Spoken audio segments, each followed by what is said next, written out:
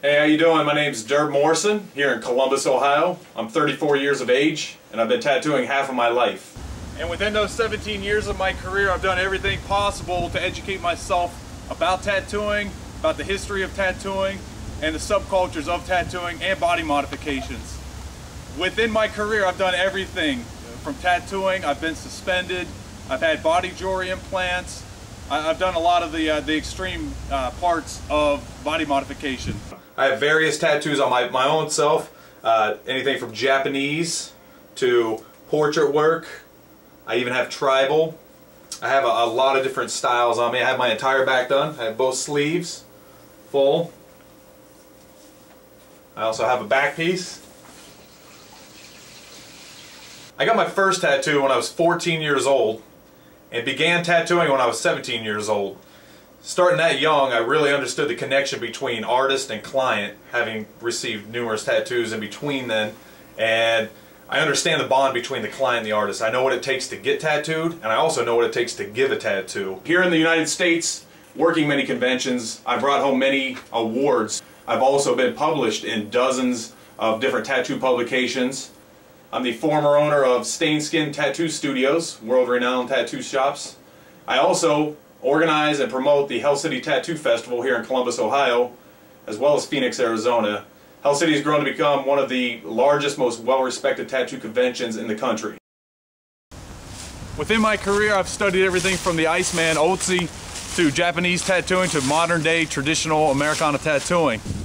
I want to continue to learn and continue to grow with tattooing and absorb myself in as much as possible with subcultures, with the history of tattooing around the world, and really educate people as far as what's going on out there in the world of tattooing. I've done a lot of traveling, mainly around the United States. I've also been to Iceland.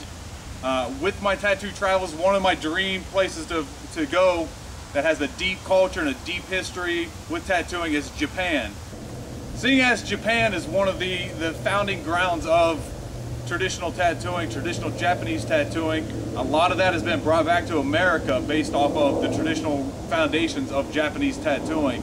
If I'm in Japan, I'm going to want to study that, look at the history of it, look at the art form, what they have to offer, where that's been applied throughout tattooing around the world, and completely immerse into the lifestyle of the Japanese tattoo artist. Outside of tattooing, I like to do a lot of stuff. I don't just tattoo all day. My mind's always going, so I'm always looking for something to get into. When I'm not tattooing, I'm usually trying to do some kind of art, painting, drawing, doing flash. I'm also online a lot, talking to other tattoo artists and keeping up with what's going on in the industry. Outside of art itself, I enjoy hanging out with my wife and my son.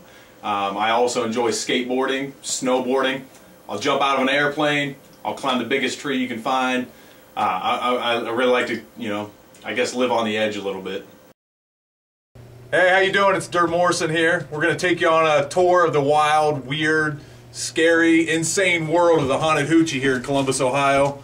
We're going to be speaking with Tim May today, the creator, forefather, mastermind behind all these props, scares, noises, anything that you think that could scare you. We're going to be speaking with him here in just a little bit.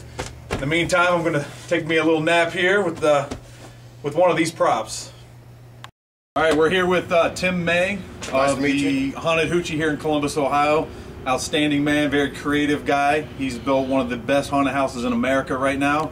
And he's going to take us on a little tour. Tim, how you doing? I'm good. How are you? Nice to meet you.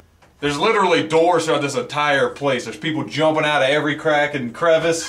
Here's a few of the doors where people jump through. Here we got a werewolf on the other side. One comes down through here, one comes through here. This guy right here comes flying up. Whoa! Look at that. His jaws chomping. Yeah. And while everyone's backing away from that, then this guy comes flying down the real mouse. Gotta have lots of real. Oh, okay, so you have actually somebody live right here? Yeah, live actors all over the place. Good combinations. That way you don't know what exactly is real and what's a prop. Yeah. So it looks like a good combination. Coming at you from one side, coming at you from the other side. Indoor waterfall, 50-pound catfish swimming around the bridge, underneath the bridge. Nice. You built all this stuff too. I understand these walls, you built them, you actually hand carve them yourself? And yeah, all this is hand carved. That's awesome. Yep.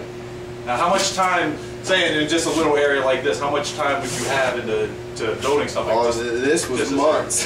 Months and months. It took us 7 years to get in the barn. Really? So from the time we started working on the barn to the first day that we opened, we had 7 years invested. 7 years. Yeah. Wow. Blood, sweat, and tears. Blood, sweat, and tears, that's for sure. Nice. Well, it looks like it all paid off. This place is amazing, man. We're in the mask room right now where all the people come and get dressed. All the monsters get ready here before they go out for a night of scaring probably thousands of people, right? How many people do you guys get through the Haunted Hoochie nightly?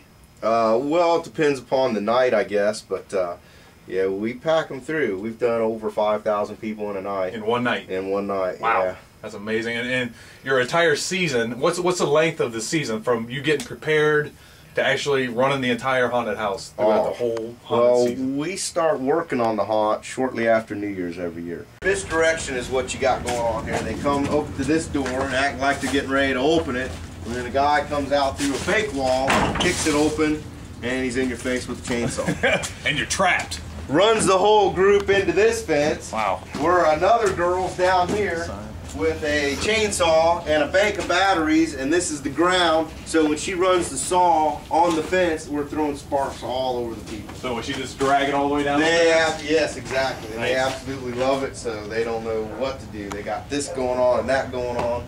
Yeah, I noticed this area right here is a little bit more wide open. Is it for the chaos factor? There's people running around? Definitely from a lot of chaos. Yeah. Nice. Yeah. It definitely looks like it. Best chainsaw men in the business work right here. And I bet you, no matter how big this area is, they don't know where to go because they're so scared and confused. Oh yeah, they tear the walls down.